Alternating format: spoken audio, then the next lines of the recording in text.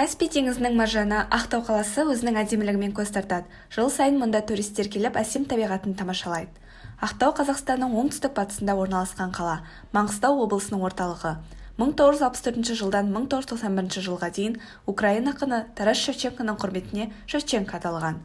Қала ең бірінші кезекте өзінің теңіз жағалауымен мақтанады. Бұл жерде ескерткіштер, Лос-Анджелес қаласының стиліндегі пальмалар, амфитеатр, жаттығу орындары, қолдан жасалған үңгірлер және жартас жол алаңы бар. Маған Каспий теңізі жағалауында жүрген өте қатты ұнайды. Мен мына өзімнің отбасыммен, достарыммен көңілді уақыт өткіземін.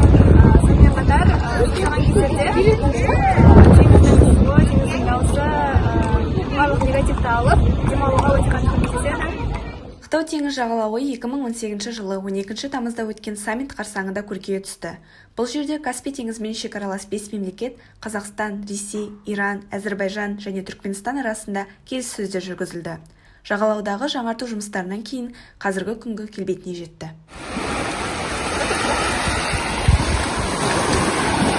Көріп тұрғандарыңыздай, Каспий теңізі қыркүйек айында өте жылы. Бұл Ақтау қаласының климатымен тығыз байланысты.